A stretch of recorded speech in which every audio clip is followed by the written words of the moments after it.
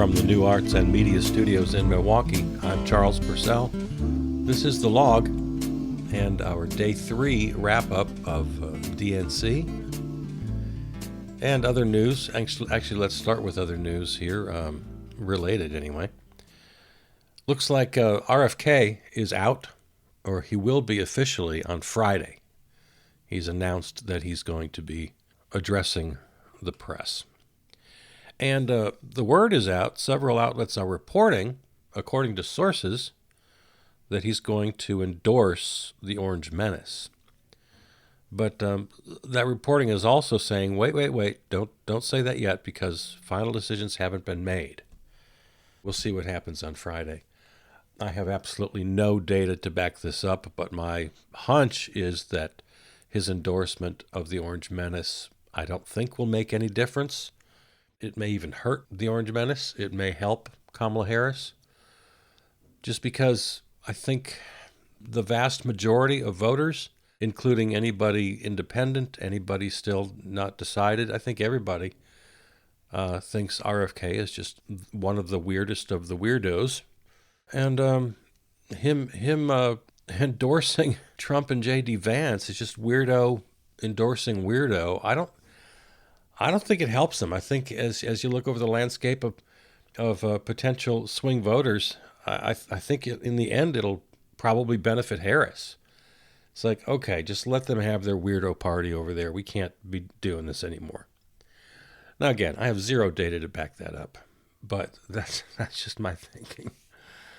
And speaking of third-party candidates or independents, Jill Stein has been quoted calling the Democratic Party the anti-Democratic Party because of her fights with the Dems over ballot access. And that's, I mean, it's true. The Democrats, certainly, they've got whole armies of lawyers out there fighting in every state to try to keep third parties off the ballot. So that's absolutely true. Whatever you think about the whole role of spoilers and third parties throwing elections toward the person you don't want, I mean, yeah, that's definitely a problem. It wouldn't be a problem if we went to ranked choice voting and proportional voting. But, we got to fight for that. And Cornel West, Jill Stein, RFK, all the same, well, the Orange Menace for that matter, all with the same criticism of the Democrats that, well, where's the democracy in all of this? Joe Biden wins hands down in the primary process, then decides to drop out and just hands the presidency to Kamala Harris? That's not democracy. Well, yeah, I mean, they're right. It's not. At this point, I don't know what else you do. That's why I didn't rant and rave too much about it. I don't think it's democracy either. I think it's a big damn joke. But what are you going to do at this point? It's not like anybody's breaking the law. Yeah, it's definitely against the spirit of democracy. But the rules are just so bad. We need reform.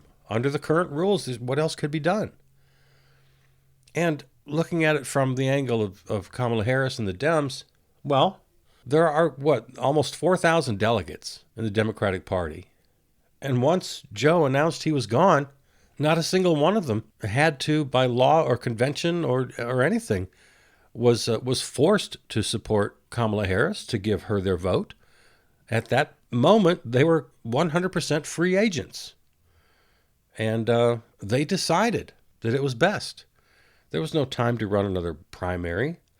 And without getting back into the whole thing, yeah, I advocated before Joe dropped out because he once he endorsed Harris, like 20 minutes after he made the announcement that he was out, there's no going back, really.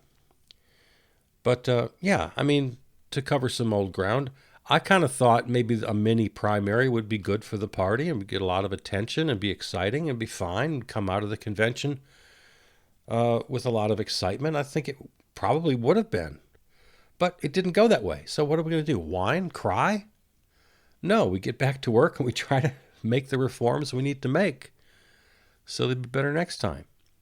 And again, those nearly 4,000 delegates had every option to do what they wanted to.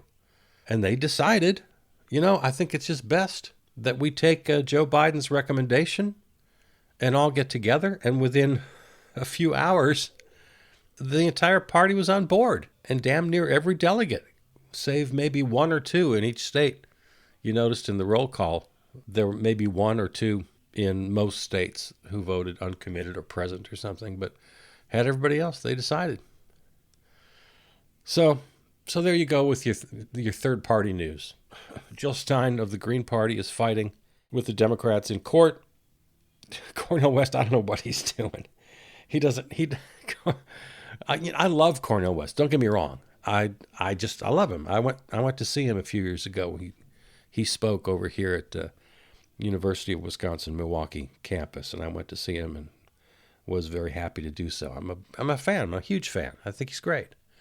I can't recommend RFK. I think he's a nut job, which makes me sad because a lot of his environmental stuff and his anti-corporate stuff, a lot of it I could really get behind. But he's just got too much weirdness going on in the anti-vax and the conspiracy theory stuff. And so he doesn't deserve any more conversation right now. So, yeah, third parties. There you go. Oh, I was saying, yeah, I interrupted myself, as I often do. Cornel West has absolutely no organization. He has no money. He has nothing. I don't know what this is all about, really. I don't know how many states he's going to be on the ballot, just a handful. You need organization. You need a lot of people, and you need some funding, you know. And even with all the reform in the world, that'll never change. Even if you went to complete public funding, which I would advocate for, you still have to have supporters. You have to have an organization. It takes people. I was at the Kamala Harris rally at Fiserv Forum the other night, and you just look around, you think, well, how many people does it take to pull this off? There's just logistics and signage and permits, and you gotta hire the hall. You gotta pay people. It's a big deal to run a presidential campaign. So even if it was complete public funding, you still got to get it done. You got to do it. And Cornel West seems to be just, and I hate to say it again because I really, really like him, but this does seem to be kind of is this a vanity campaign for him? I guess. I don't know. So the last thing I'll say about third parties, if you're not in a swing state, okay, and of course we all know the swing states. It's the blue wall, Pennsylvania, Michigan, Wisconsin. Out west, it's Nevada and Arizona. And in the south, it's Georgia and North Carolina. I don't think you can count anybody else as a swing state right now unless this momentum keeps up. And all of a sudden you got Ohio and Florida and Texas, and who knows who else could be a swing state at this point if the trend keeps going the way it's going. But let's stick to the 7 conventional ones. So Georgia, North Carolina, Arizona, Nevada, Pennsylvania, Michigan, Wisconsin. If you're in any other state, please feel free to vote for either Independent Cornel West, Green Party candidate Jill Stein, or Socialist candidate Claudia de la Cruz. I highly recommend that you make your vote count by voting third party, one of those 3 candidates, if you want to send a message to the Democratic Party, and we do. And then, when you put that name, Jill Stein, Claudia de la Cruz, Cornel West, one of those, on the top line of the ballot, then what you do is down the ballot you vote all Democrat, okay? All Democratic candidates down the line. Unless, of course, there's another Green or another Socialist. Usually there's not. If there is, go ahead. But the point I'm making here is that this will show the Democrats where you are. They pore over the numbers, believe me. And they will know and they will get the message. If you're not in a swing state, please take the opportunity to vote for a third-party candidate on the top of the ballot, Democrats down the line.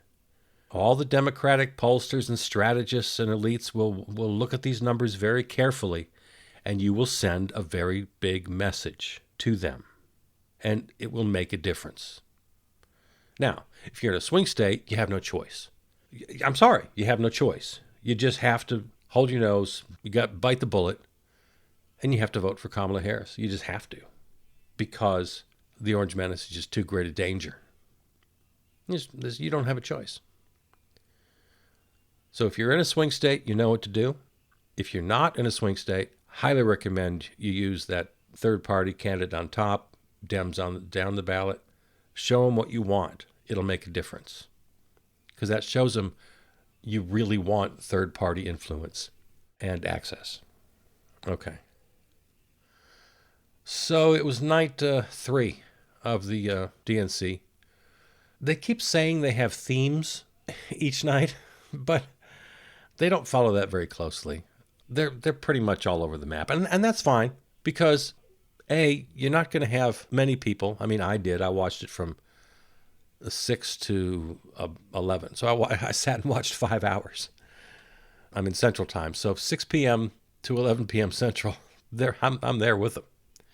But nobody does that, and they don't expect people to. They tune in, they tune out. Mostly what they're looking for is for viral moments that'll make social media get shared. So they're throwing, as I put it the other day, throwing lots of darts. That's fine. I do want to mention one other thing before I get into the review of the night. Speaking of third parties, labor rights, civil rights, and by civil rights I mean, of course, the Black Civil Rights Movement, the LGBTQ, women's rights in the 70s, and then back to the early part of the century with the suffrage movement, children's rights, environmental protection. Every single achievement in the United States history, pretty much, has been passed into law by Democrats or the so-called left. But every single one of those achievements, without exception, was first introduced by so-called radicals, often third parties. And the left, the radical left, had to force the Democrats into eventually accepting and adopting these positions, putting ink to paper and creating law. And this just goes all the way back. This includes Lincoln and slavery. And yes, I know Lincoln was a Republican, but of course you know that if he was alive today, he'd be a Democrat. We're talking basic definitions here. Liberal versus conservative, left versus right. Abraham Lincoln is not a Republican by modern standards by any stretch of the imagination. So I include Lincoln and slavery. And you include FDR and the New Deal. Everything that happened, workers' rights and the 8-hour workday and workmen's compensation and then Social Security and Medicare and Medicaid and just anything progressive, anything good that's happened over the years started out as a crazy, ridiculous, radical idea that nobody wanted until they did. Okay? So as we watch this convention, and I know I've been kind of hard on the Democrats for the first couple nights here. I have been. And I'm going to continue to be kind of hard on them because they're a bunch of corporate shills. And I agree with Jill Stein that they're anti-democratic. There's just so many things to complain about the Democratic Party. But they get a couple things right, and they do hold power until we can wrestle it away from them. So in the meantime, we just have to continue, as we have throughout history, to push them. So crazy, crazy ideas of just a few years ago are now no longer crazy. Pete Buttigieg spoke tonight. And it was really quite moving about how he spoke very personally about his own personal life and kind of setting the scene of dinner time with the family and how that was impossible just a few short years ago. And it took law. It took people fighting in halls of power to make his life possible.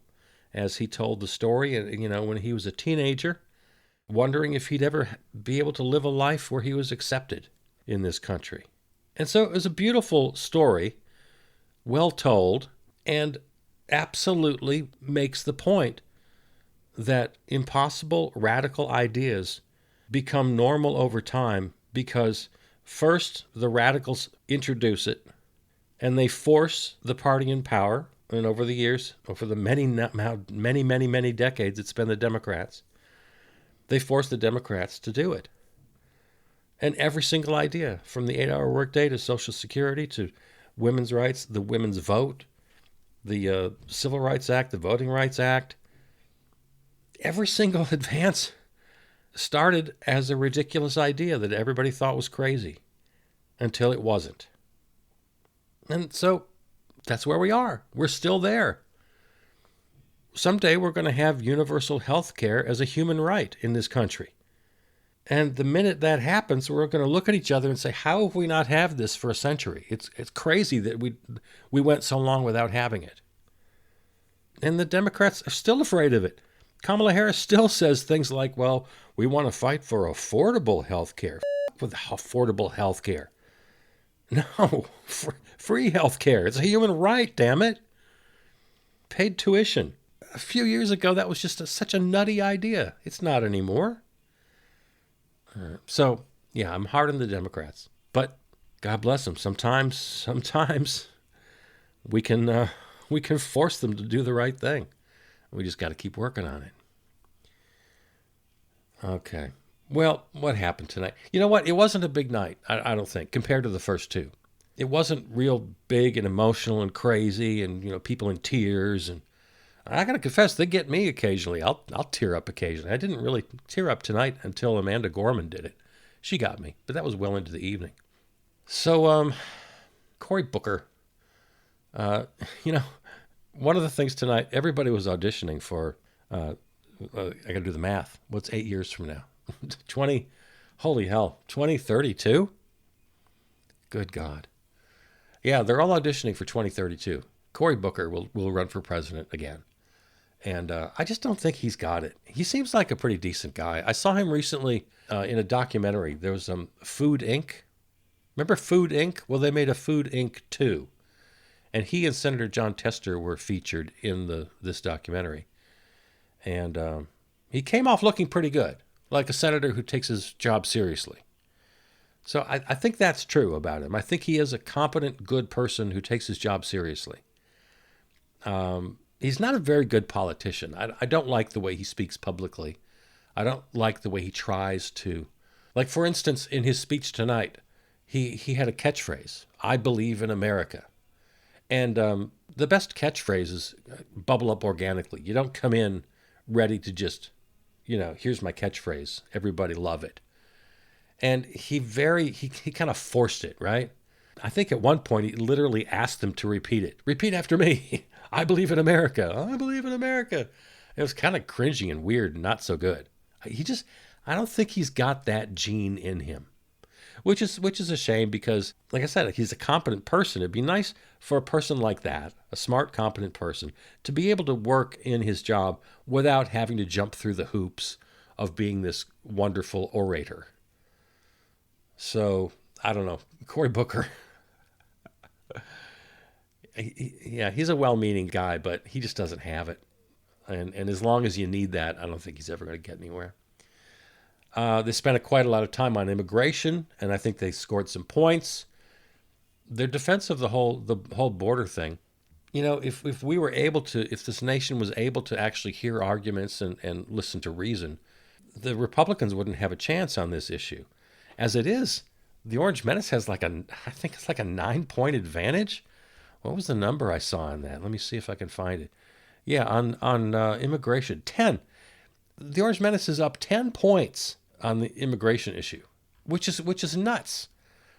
If you want him to do the madman thing, if you want to go with the madman theory, the whole separation of families and ripping babies from their mothers and letting people die of thirst in the desert and putting people in detention camps and mass deportation. If you want all that, but that's no way to handle border policy. And the fact is that Kamala Harris, without being an apologist, you haven't heard me be an apologist for her, have you? In these last couple nights or ever? But the fact is, she was never border czar. She was tasked with traveling down to the Northern Triangle and digging into the root causes of migration down there, Guatemala, El Salvador, and Honduras. And she did that, and the numbers have actually been down over the years. The migration from those countries is down by 50, 60%. So just by pure facts and numbers, And then, of course, I mean, I don't have to tell you this, the whole issue about the Orange Menace putting the kibosh on the border bill, which was agreed on and was ready to pass by great margins, by in a bipartisan basis on the House and the Senate. It was all set to go. And he just made the phone calls and said, no, you can't have it. I need immigration as an issue. You can't solve it because I need it. And again, I'm not telling you anything you don't know, but if only we could get people to understand this. I don't know what else to do. But, well, the media could stop covering the horse race for 10 seconds and actually give some information to voters. That'd be nice. Anyway, they don't have a leg to stand on immigration. They have only lies, and the lies are working. There were lots of Republicans again tonight, lots of them peppered in, do the right thing. Oh, doing the right thing will never be the wrong thing. That was a nice quote from a Republican. Voting for Kamala Harris doesn't make you a Democrat, it makes you a patriot. Good quote. I don't remember who the Republican was. They had a pretty good section tonight on January 6th. Good film piece that reminded us how horrible it was. Stevie Wonder was fantastic. He sang Higher Ground. Kenan Thompson took his turn at the Project 2025 big book. That was good. Then we get into the big speakers. Bill Clinton. Oh, God, he's just so, like I said last night, just so 1900s. What a bore. They were nice to him, but he didn't get anybody all roused up. I mean, come on. Bill Clinton of NAFTA and of, what's her name, the intern. God, it's been so long I've forgotten her name. Isn't that funny? And that awful crime bill and the end of welfare as we know it. I mean, come on. He did have some good warnings about MAGA, not to underestimate them. He didn't use Hillary's name, but he was obviously referred to that campaign saying, well, we've learned our lesson about underestimating MAGA. So, yeah, I mean, really, I thought that Bill Clinton was very underwhelming.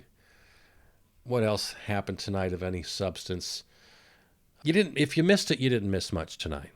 The whole thing is way too long. I don't know why they don't just finish ready for the 10 o'clock news in Central Time or the 11 o'clock news Eastern Time. They could easily do it. There's just way too many speakers. The entertainment was good. Stevie Wonder was fantastic. John Legend, though. Okay, I have to make a little arts comment here. Will John Legend please stop trying to be a rock singer? He did Prince's Let's Get Crazy, or Let's Go Crazy, with Sheila E., and a fantastic guitar player, lead guitar player, who I don't know the name of. If you know, let me know. But, John Legend, they cast him as Jesus in Jesus Christ Superstar a couple years ago. The man is not a rock singer. He's a very talented, like really super talented musician. And he can do a lot. He can do soul, and he can do jazz, and he can do pop. And he's very charismatic. And I got nothing but praise for John Legend. He's fantastic. But for the love of God, stop trying to sing rock. You're not a rock singer. It was horrible. To use a word I've already used too many times, it was so cringy. Ugh. John Legend. Make better choices. Who's your management team? You need to get a new management team to tell you the truth. All right. Nothing much else happened tonight. It was a line of candidates for 2032. Catherine Cortez Masto came out. Governor Josh Shapiro of Pennsylvania came out and hollered at him for a while and gets them all going. And he uses applause lines like they're so damn obvious.